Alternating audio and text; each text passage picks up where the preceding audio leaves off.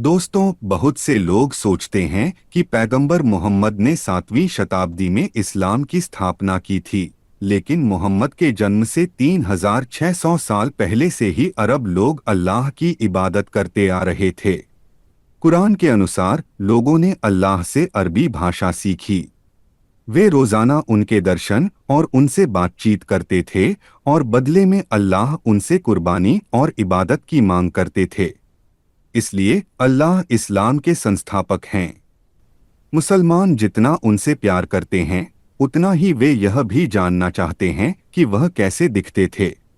दरअसल इस्लामी हदीसें उनके स्वरूप के बारे में बताती हैं। The hadith says very clearly that both his hands are right. We believe that both of the hands of Allah are what? Huh? Kilta yadayhi yameen.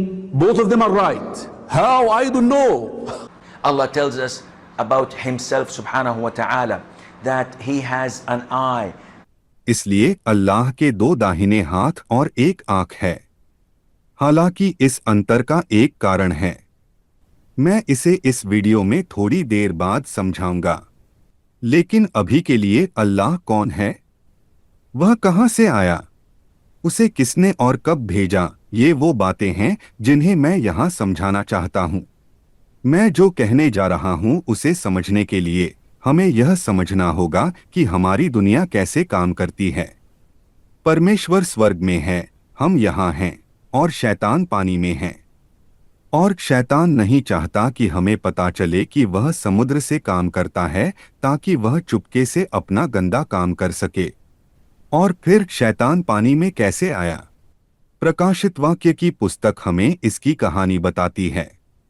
एक बार स्वर्ग में लूसीफर, जो एक सृजित प्राणी था, स्वयं सृष्टिकर्ता परमेश्वर का स्थान लेना चाहता था, और परमेश्वर के 1/3 स्वर्गदूत उसके साथ हो लिए।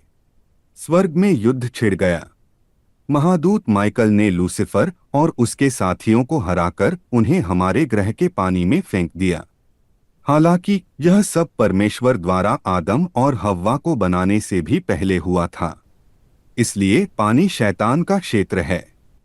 आज भी शैतान और उसके राक्षस वहां मौजूद हैं, और वे अपने संचालन केंद्र, जिसे रसातल कहा जाता है, से काम करते हैं। यही कारण है कि प्राचीन इतिहास में हम पाते हैं कि ऋषि और जलकन्याएं, जिन्हें अप्सराएं कहा जाता है, प्राचीन राजाओं को प्रभावित करने के लिए जल से बाहर आती थीं ताकि वे शैतान की इच्छानुसार दुनिया पर शासन कर सकें। लेकिन शैतान के घर में एक समस्या है। परमेश्वर से अलग होने के कारण शैतान और उसके राक्षसों का जीवन क्षीण होता जा रहा है। उन्हें जीवित रहने के लिए रक्त की आवश्यकता है। इसलिए उन्होंने लोगों से पशु बलि की मांग की, यह कहते हुए कि ऐसा करने से उनके पाप धुल जाएंगे। लेकिन सच्चाई यह है कि न तो शैतान और न ही उसके राक्षस किसी के पापों का नाश कर सकते हैं। वे तो बस अपने भोले भाले भक्तों द्वारा चढ़ाई गई बलि पर ही अपना पेट भरते हैं। हालांकि स्वर्ग में होने के कारण इन राक्षसों के पास उच्च तकनीक है। यही कारण है कि सरकारी जांचों में हमें ऐसे गवाह मिलते हैं जो समुद्र में उड़न तश्तरियों की आवाजाही की गवाही देते हैं। इसके अलावा बाइबल बाबेल की मीनार पर भाषाओं के भ्रम की एक घटना का वर्णन करती है, जब ईश्वर ने कुछ सुमेरियों की भाषा को भ्रमित कर दिया, जिससे वे बिखर गए और नए समूह बना लिए। यह एक सच्ची घटना है, और राष्ट्रों की तालिका नामक एक अध्ययन बताता है कि इस भ्रम के बाद लोग कहां बस गए। इस्लाम इस घटना को पूरी तरह से नकारता है, क्योंकि इस भ्रम के बाद अल्लाह एक ऐसे कार्य में शामिल था जो लूसीफर के रसातल से उसके सीधे संबंध को उजागर करता है। इसके अलावा अपने अनुयायियों को विचलित करने के लिए इस्लाम ने मिस्र में एक मीनार का अपना संस्करण बनाया है, जहां फिरौन अपने मंत्री हामान से आकाश तक पहुंचने वाली एक मीनार बनाने के लिए कहता है, ताकि वह स्वर्ग जा सके और मूसा के ईश्वर का सामना कर सके। लेकिन बाबेल की मीनार की घटना को नकारने का क्या कारण था? क्योंकि जब प्रभु परमेश्वर यहोवा ने मानव भाषा में भ्रम पैदा किया, तो यह शैतान ही था जिसने अपने स्वर्गदूतों को मनुष्यों को विभाजित करने और शासन करने के लिए अलग अलग भाषाएं सिखाने के लिए भेजा। अल्लाह उनमें से एक था और वह अपने निशान छिपाना चाहता है। इसके अलावा हमारे पास अल्लाह के समान एक प्राणी है जो पास के सुमेर में भाषाएं सिखा रहा है, ठीक उसी स्थान पर जहां ईश्वर ने भाषाओं में भ्रम पैदा किया था। उसका नाम उनेस था। इतिहासकार बेरोसस लिखते हैं कि वह आधा मछली और आधा इंसान था। अल्लाह और ओएंस दोनों लूसीफर के रसातल से आए दो प्राणी हैं, इसलिए उनके शरीर के अजीब अंग होना आम बात है, जैसे दो दाहिने हाथ और एक आंख वगैरह। मैंने अपने वीडियो शैतान के रसातल गैराज में इस बारे में बताया है, कृपया इसे जरूर देखें। ये कुछ ऐसी बातें हैं जिन्हें इस्लाम अपने अनुयायियों से छिपाना चाहता है। अब आइए उस समय रेखा पर नजर डालें जब यह सब हुआ। बाइबल की वंशावली तालिका के अनुसार नूह का जल प्रलय 3298 ईसा पूर्व में हुआ था। भाषाओं का भ्रम जल प्रलय के लगभग 300 साल बाद हुआ, यानी लगभग 3000 ईसा पूर्व।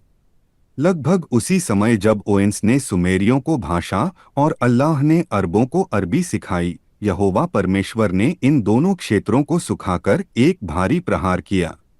उसने फारस की खाड़ी के तटों को लगभग 150 किलोमीटर पीछे खींच लिया ताकि उसके मूल तटों पर बसे उनके मूर्ति पूजक शहर सूख जाएं। बहुतों को शायद यह पता न हो, लेकिन नूह के जलप्रलय के तुरंत बाद अरब भी हरा भरा और चमकदार था। यह सच है प्यारे दोस्तों। क्या आपको लगता है कि लूसीफर के लिए काम करने वाला यह अल्लाह किसी को स्वर्ग ले जाएगा? हमें पहले पूरी तस्वीर समझनी होगी। अदन की वाटिका में ही जब इंसानों ने परमेश्वर की आज्ञा नहीं मानी और पाप किया, तो परमेश्वर ने शैतान नामक सर्प से कहा कि एक दिन जिस स्त्री को उसने धोखा दिया था, उसका वंश उसका सिर कुचल देगा। यीशु उस भविष्यवाणी की पूर्ति हैं। इसे समझाने के लिए मैंने जीसस द प्रॉमिस्ड सीड नामक एक वीडियो बनाया है, कृपया इसे देखें। इस बीच लोग मेरी कही गई बातों पर बहस और वाद विवाद कर रहे हैं। खैर, हम अंतहीन बहस और धार्मिक वाद विवाद कर सकते हैं, लेकिन जब यीशु स्वयं प्रकट होते हैं तो बहस खत्म हो जाती है। दोस्तों, आज यीशु सैकड़ों मुसलमानों के सामने प्रकट हुए हैं और उनकी गवाही इंटरनेट पर हर जगह मौजूद है। कृपया इन पर ध्यान दें। यीशु कहते हैं, तुम सत्य को जानोगे और सत्य तुम्हें स्वतंत्र करेगा। निश्चित रूप से स्वतंत्र हो जाइए और अपने जीवन का आनंद ले लिए और हमारे स्वर्गीय पिता परमेश्वर को यह जीवन देने के लिए धन्यवाद दीजिए। परमेश्वर आप सभी का भला करे और मैं आपकी भलाई की कामना करता हूँ।